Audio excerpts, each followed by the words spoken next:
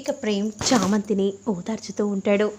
ఇంత బాధని నీ మనసులో పెట్టుకొని నువ్వు ఇంతలా బాధపడుతున్నావా చామ్? అవును డ్రైవర్ బాబు, ఈ విషయం నేను ఎవరితో చెప్పలేని పరిస్థితి. అలా అని నా బాధను ఎవరికైనా చెప్పుకుంటే లేని సమస్యలు వస్తాయేమో అని కంగారు పడిపోయి నేను ఎవరికి చెప్పుకోలేకపోయాను. ఏం చేయాలో కూడా నాకు అర్థం కావట్లేదు డ్రైవర్ బాబు. నన్ను ఆపదలో నుండి ప్రతిసారి ఎప్పుడు గండం నుండి గట్టెక్కించేవారు. ఈసారి కూడా ఎలాగైనా గండం నుండి గట్టెక్కేలా మీరే చెయ్యాలి. నువ్వు కంగారు పడకు, బాధపడకు చాప్. ఎలాగైనా సరే ఈ సమస్య నుండి మనం బయటపడేలా ఏదో ఒకటి చేద్దాం. అవసరమైతే నేను పెద్ద లాయర్తో మాట్లాడతాను. మీ నాన్నకి ఎలాగైనా నేను బెయిల్ ఇప్పించే పూచి నాది. నువ్వు కంగారు పడకో అనే విధంగా ఓదార్చుతూ ఉంటాడు ప్రేమ్ చామంతిని.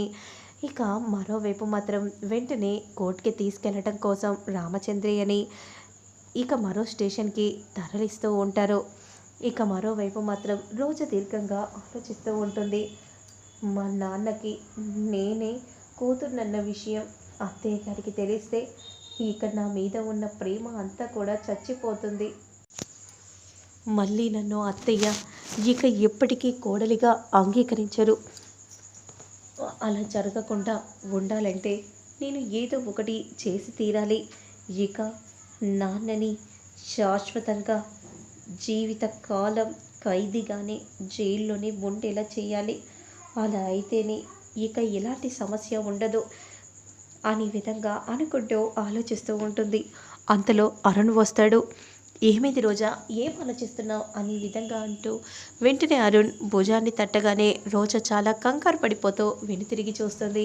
ఇక రోజా మొహంపై చెమటలను చూసి ఏమైంది, ఎందుకు అంతలా కంగారు పడుతున్నావు, ఏం జరిగింది, నేనే కదా అని అంటూ ఉంటే లేదండి, నాకెందుకో మార్నింగ్ నుండి కాస్త అలసటగా ఉంది అంతే.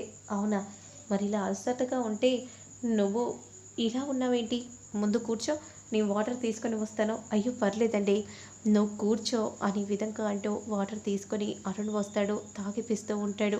మీ ప్రేమ ఎప్పుడు నేను ఇలాగే అందుకోవాలంటే నేను పేదింటి అమ్మాయినన్న విషయం ఎవరికీ తెలియకూడదు. అలా తెలియకుండా ఉండాలంటే నేను ఎంతకైనా తెగిస్తాను అని రోజా మనసులో అనుకుంటూ దీర్ఘంగా ఆలోచిస్తూ ఉంటుంది.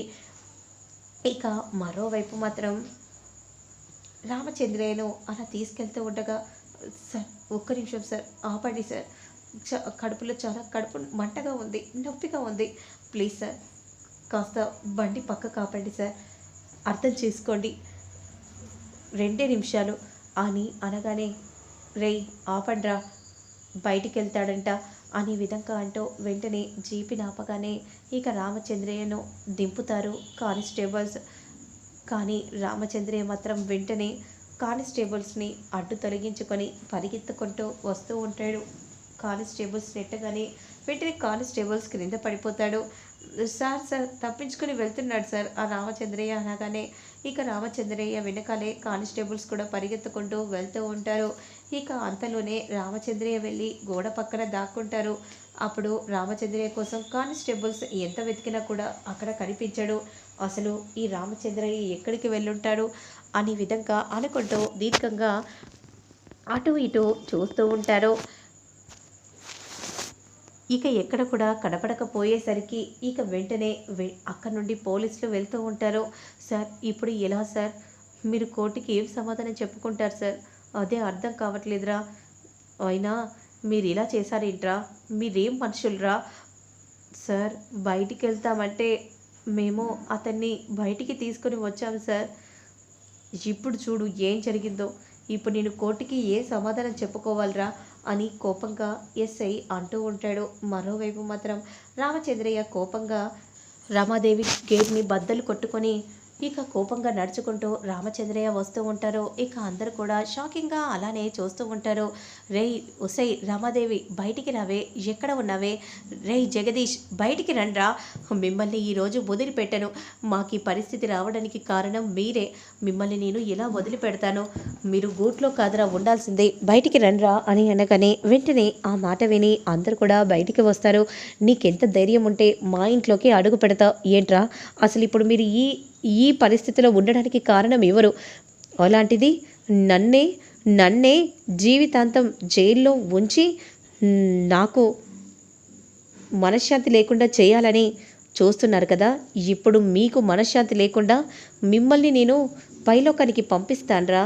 ఎందుకంటే మా రాజావారిని, మా అమ్మగారిని చంపేశారు కదరా! మిమ్మల్ని నేను ఎలా వదిలిపెడతానో, నా కంఠంలో ప్రాణం ఉన్నంత వరకు మిమ్మల్ని నేను వదిలిపెట్టనురా.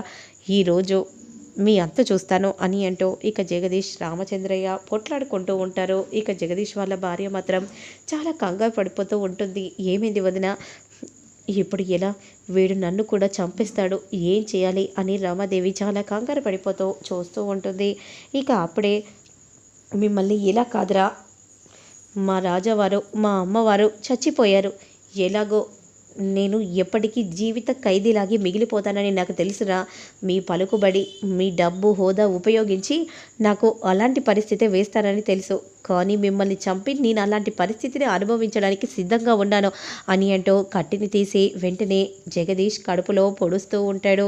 ఇక జగదీష్ అక్కడికక్కడే పడిపోగానే ఇక రామాదేవిని చూసిన రామచంద్రయ్య, ఒసేయ్ నిన్ను కూడా చంపేస్తానే, నిన్ను బ్రతకనివ్వనే అని అంటూ పరిగెత్తుకుంటూ వచ్చి ఇక వెంటనే రామాదేవిని పొడవబోతూ ఉండగా, నానేంటి ఇలా చేస్తున్నారు అనే విధంగా అంటూ నాన్న అని గట్టిగా అరవగానే ఒక్కసారిగా కడుపులో దిగబోతున్న కత్తిని ఆపేస్తాడు రామచంద్రయ్య. వెనుతిరిగి చూడగానే రోజాను చూసి ఒక్కసారిగా షాక్ అయిపోతాడు. ఒసే రోజా, నువ్విక్కడున్నావేంటే, నువ్విక్కడ ఎందుకున్నావే అని అంటూ ఉంటే ఇక రామాదేవికి ఏం అర్థం కాక అందరూ అలాగే చూస్తూ ఉంటారు. మరి రోజాను రామచంద్రయ్య చంపేస్తాడా? అసలు ఏం జరుగుతుంది? రాబోయే అప్కమింగ్ ఎపిసోడ్ ఎలా ఉండబోతుంది అనేది నేను మళ్ళీ నెక్స్ట్ వీడియోలో అప్లోడ్ చేస్తాను. లేట్ చేయకుండా చూసేయండి.